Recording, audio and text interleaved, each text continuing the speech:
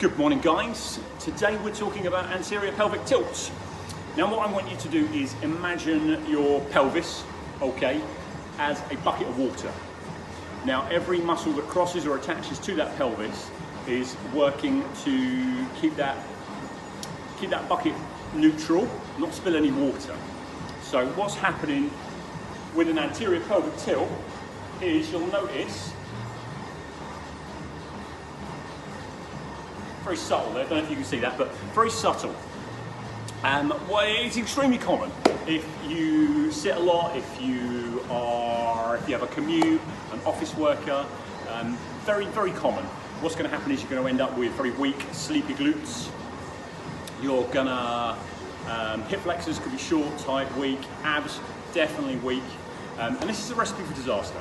Now, this video is not designed to diagnose or treat, however, it's going to be a recipe for disaster for that lumbar spine, because what's going to happen with weak and sleepy glutes is hip extension.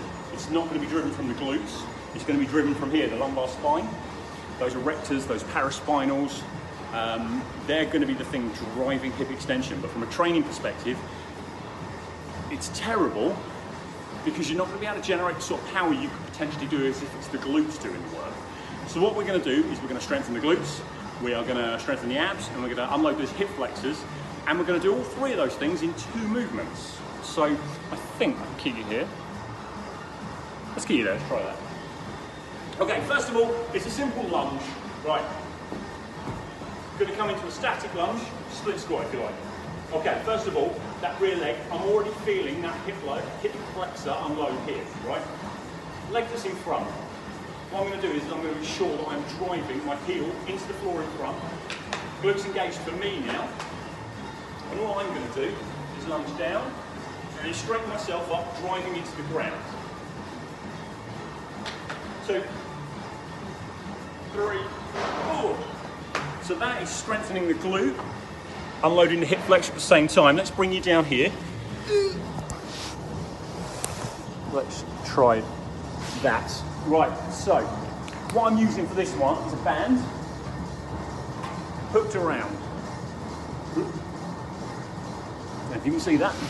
Right, if you don't have access to a band, these are like a tenner on Amazon. If you don't have access to a band, I'll show you a different variation. But what's happening is I'm hooking my heels into the band. Okay? Now, by doing that, this is called reciprocal inhibition. What I'm doing is by torquing on that band, I'm loading my hamstrings and glutes, so I'm turning off the hip flexors. So, when I do sit-ups, that's all in my abs. If you don't have access to a band,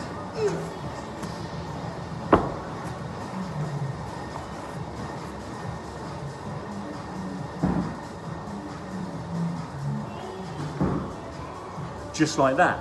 By contracting, we're turning off the hip flexors, putting all that effort into those abs. Guys, if you've got this far, I appreciate you sticking with us. Hit the like button, comment, send it to a friend. I'll see you soon. Thanks, guys.